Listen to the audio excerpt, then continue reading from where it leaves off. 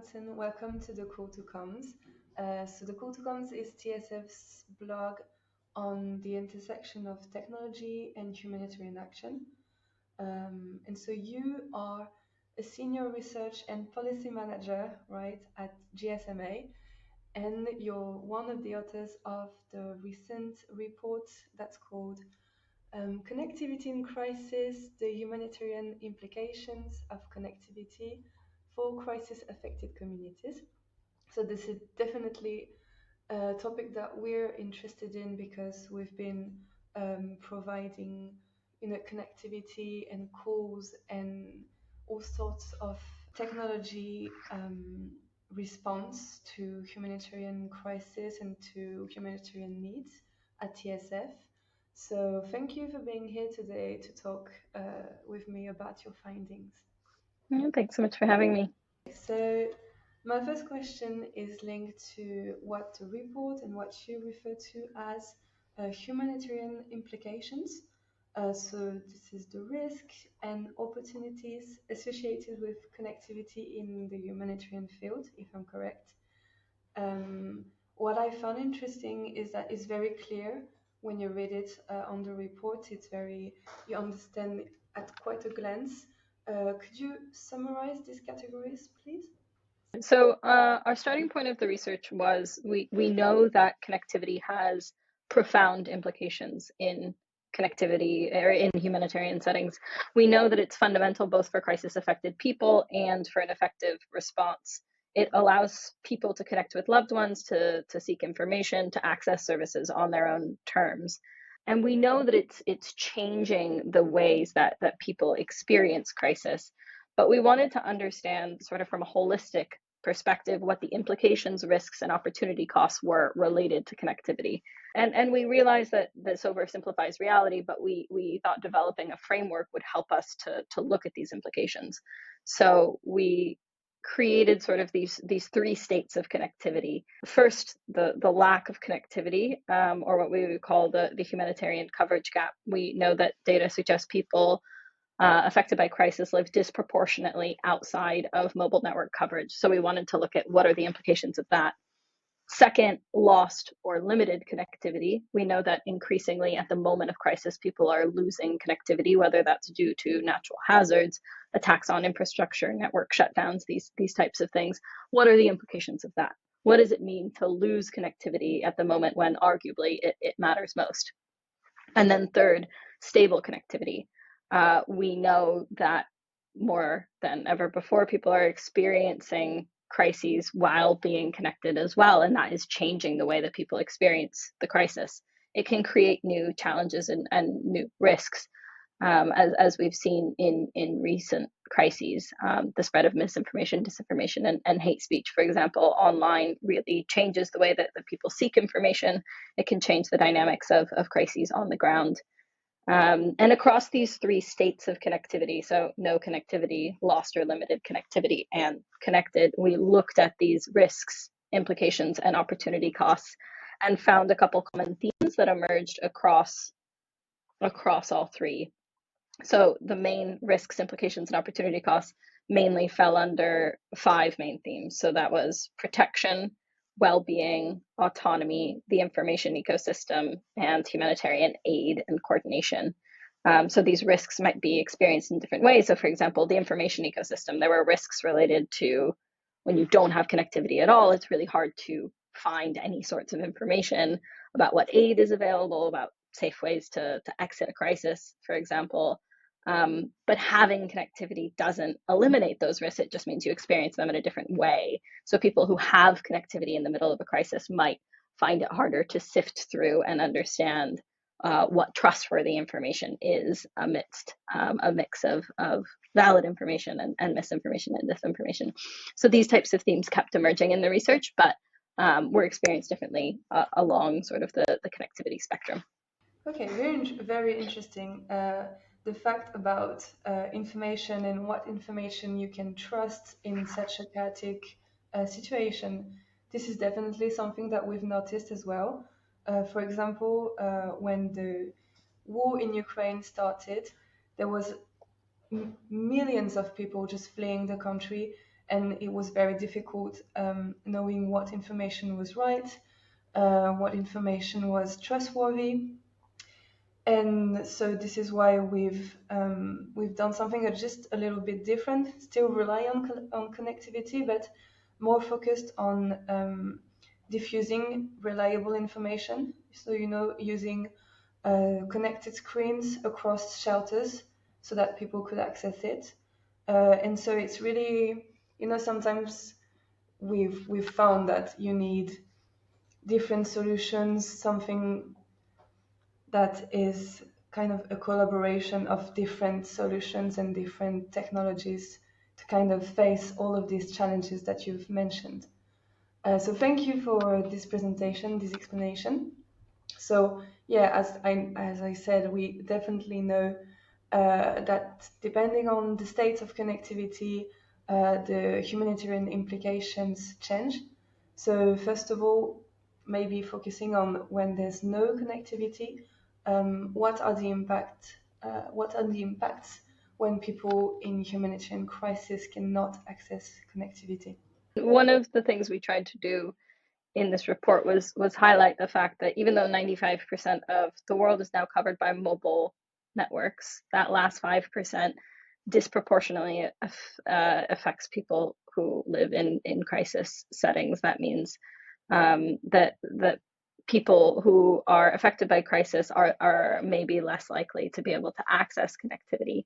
And we tried to understand what that means for them. And I won't go through every single implication. I'll let you read the report for that. But just to highlight a few of the risks, we noted in the research that sometimes people had the inability to raise concerns or ask for help. So there were feelings of personal insecurity and reduced ability to quickly raise the alarm or ask for help or report concerns. Likewise, there's inability to verify information. So people might be more susceptible to fraud or disinformation because they couldn't verify information using connectivity. There also were barriers to effective delivery of core humanitarian assistance. It can restrain or slow down the delivery of humanitarian assistance, which can have the effect of excluding groups that don't live within areas of network coverage. Likewise, it can be hard. It can create barriers to effective humanitarian coordination between or within organizations. It can impact psychosocial well-being, fewer exchanges with loved ones, or reduced access to things that help people's mental well-being, like music, TV, films, religion, and games. And then finally, not receiving vital information, not being able to easily find vital, sometimes life-saving information. These are just a few, but I think that they really highlight that risks don't just come from the presence of connectivity; they also come from the lack of connectivity. And in this modern connected world, not being connected is a huge disadvantage, both for people themselves, but also for humanitarian responders who need to be able to do their jobs in these settings. Yeah, completely. We've seen these effects in the various missions, like from essential information that you need to know now, or even something that helps you cope with the stress, the distress of living, let's say, in refugee camps when you're away from your family. Sometimes you do need to have access to distractions and everything. And people have said to us, like, this is what the internet is what keeps us from going crazy, like strong words like this. It's something that you might not think about, but yeah, you're very right. So yeah, this is something that we've seen from relief efforts to struggling to coordinate, to people not having access to information.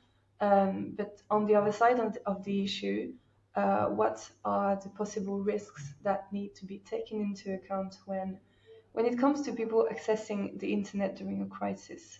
I think these are some of the risks that we've seen more in the media, more discussed recently. But risks of being connected during a crisis, we are seeing new and ever evolving digital risks. So harassment, violence, and hate speech can happen online, especially towards marginalized groups. We also saw increased risks of trafficking in some cases, because traffickers can recruit in in online spaces under the guise of people trying to help. And that's not to say that trafficking risks don't exist in offline spaces.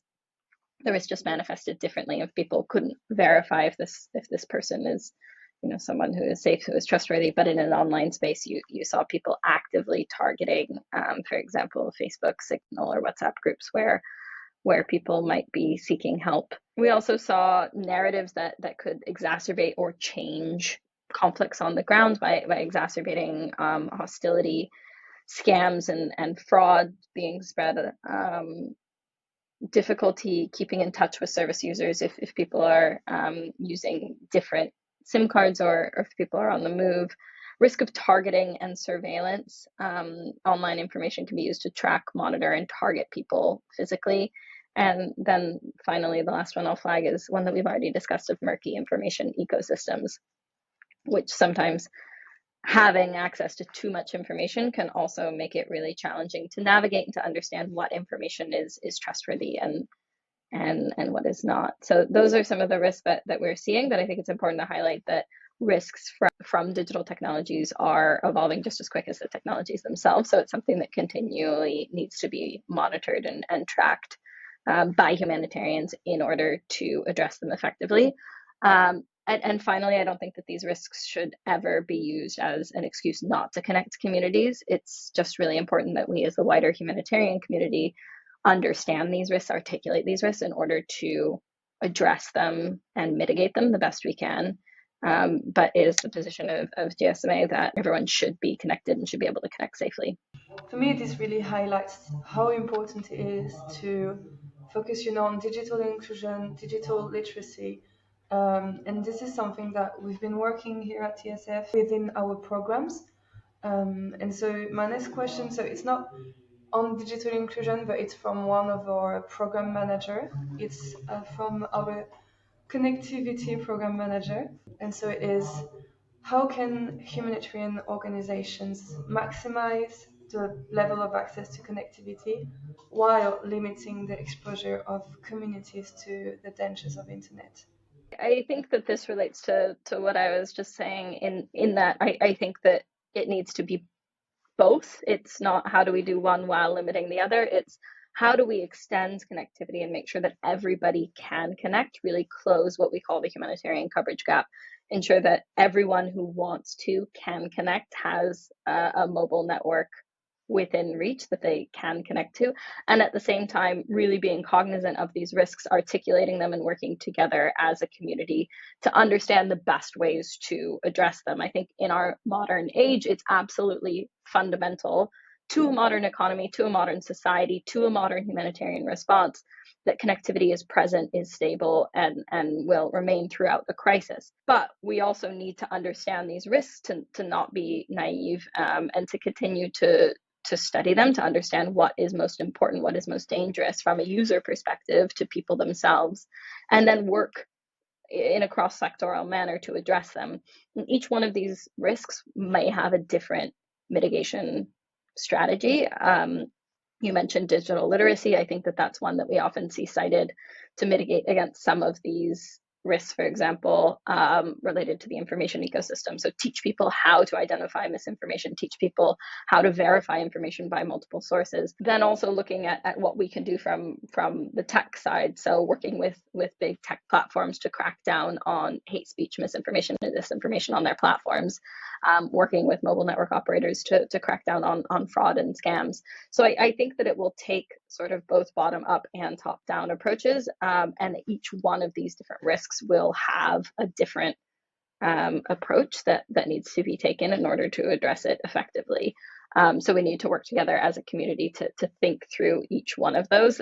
That's work that we're starting to do internally now. I mean, and for some of these, we've been working on it as many organizations have for quite a long time. There's great work being done, for example, on information literacy already by organizations like CDAC, like Internews, to really help communities with the tools that what they need. So thank you for that answer. I have one last question.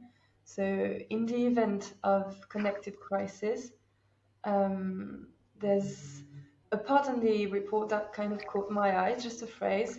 The report said, connectivity is changing the nature of humanitarian crisis. Could you expand on that? I think that it's more fundamental than humanitarian crises that digital technologies are part of our everyday lives. They're really part of the fabric of how we live. And that extends to our experience as people of humanitarian crises. It means that, for example, in a conflict setting, you might experience that in the physical world, but now you'll also experience that in the digital world. Likewise, in terms of the response, you'll have physical responses that you'll want to take, but your phone is necessarily almost part of that. You pick up your phone in order to call a family member to ask for help. You pick up a phone to figure out where is support and aid available to me. You pick up your phone to find out what's a safe evacuation route. Where can I physically go in this moment? And I think that our phones are so integrated into that modern experience that it's almost, or I would say in many settings around the world today, it's inextricable. And it's important to recognize that when we talk about connectivity, because I think that sometimes when we talk about, the importance of connectivity and telecommunications in humanitarian settings, people think of apps or games are sort of nice to have, of turning programming into something sort of fun on your phone. But I think it's much more fundamental than that. I think that our phones are so much a part of modern existence, that technology is so integrated into our lives that it's not this nice to have extra layer on top. It's really about how we live our lives, and how intertwined our digital and physical lives are in the modern era. So I think that's what we meant in that sentence. Okay, that's very, very interesting. It's a way of looking at it that I haven't realized, but makes a lot of sense. Thank you so much for this interview, and I hope it was interesting for you, and I hope that this discussion can bring your findings to people that might have not discovered it yet. Yeah, thank you so much. Thanks for having me, and thanks for the discussion. It was great.